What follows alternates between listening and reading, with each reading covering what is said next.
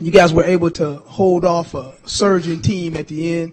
Talk to us about what you were able to do tonight and what you thought were the best aspects of your game tonight.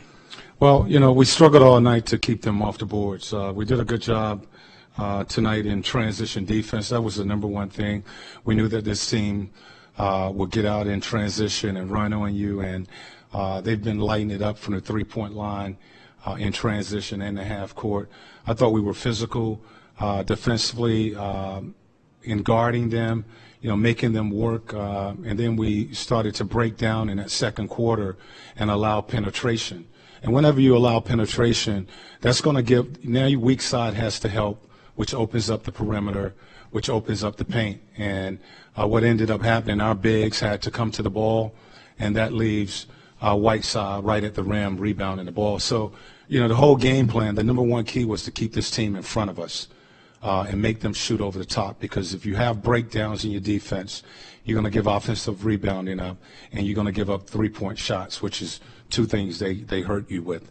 We had those breakdowns during the second and third quarter. Late in that game, we started to get stops, and I thought Jeff had a big block on that offensive rebounds by Whiteside. You guys are one step closer to the end of the season, making the playoffs, but we're seeing the development of Christmas at this point, playing very well. You saw sparks of greatness for him tonight, just in hustling.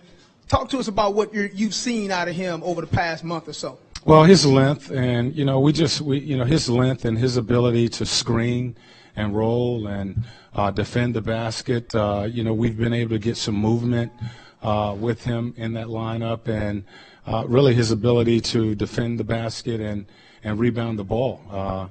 We had another 7-footer trying to guard Whiteside and their bigs and defending that basket.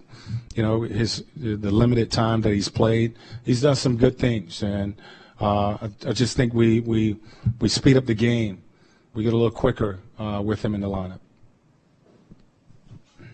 Nate, you referred to Whiteside and how hard it is to keep him off the basket, but the game's biggest basket probably was Miles Turner grabbing that offensive rebound. Yeah. Any thoughts on that play particularly?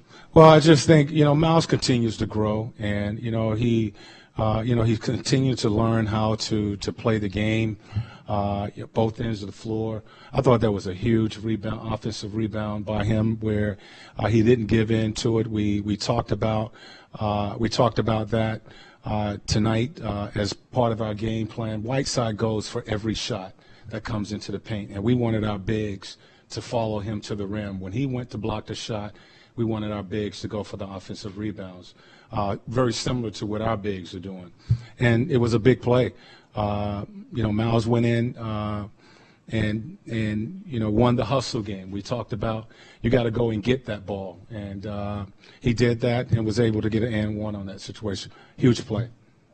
Similar to Milwaukee game, your best scoring quarter was the first, and it kind of declined every quarter. What happened offensively as the game progressed? Well, again, I thought we had a good start.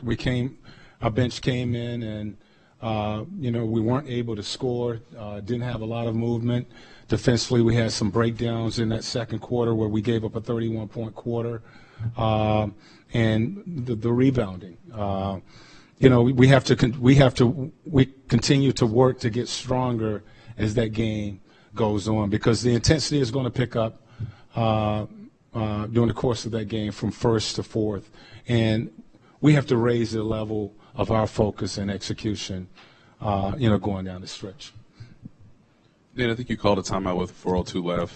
He take a 1-point lead. What was your message, and what did you like from the response that you saw from your guys? Well, we just needed to settle down. They made a run, and they made some shots, and was able to take the lead. And you just hear the air come out of the building. And for us, it was a 1-point game. They had a 1-point lead.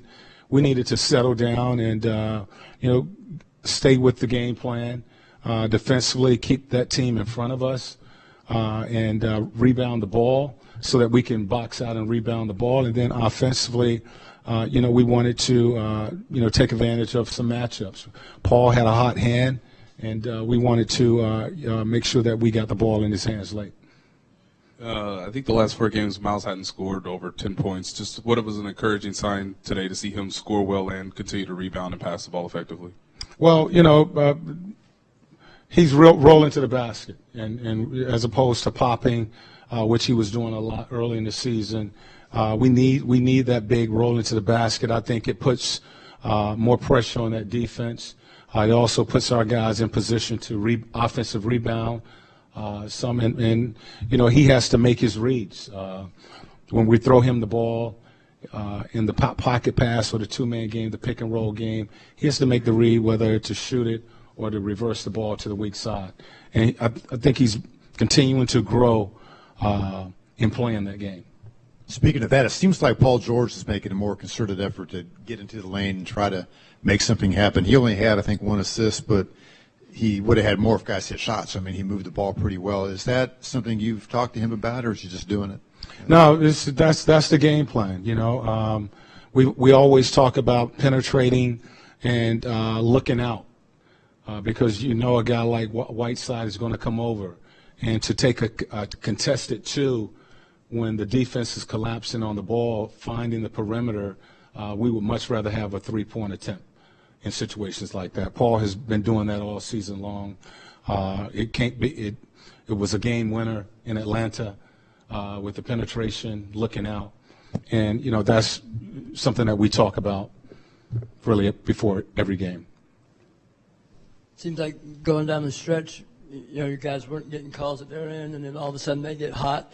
There's a good chance for the team to lose its composure and fold, but they girded up and got the stops and then made plays, and there didn't seem to be any extracurricular complaining or anything, not just Paul, anybody.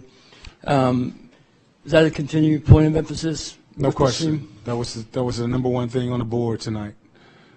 The officials cannot be a distraction, and the reason for that, the games that we will have the rest of the season are going to be playoff atmosphere, and we got to keep our focus, and we can't get caught up in the officiating or allowing that to be a distraction because it's going to be heated, it's going to be physical. They're going to miss some calls. They're going to make some calls against you. You have to continue to keep your focus. So yes, it was an emphasis tonight, and it will continue to be.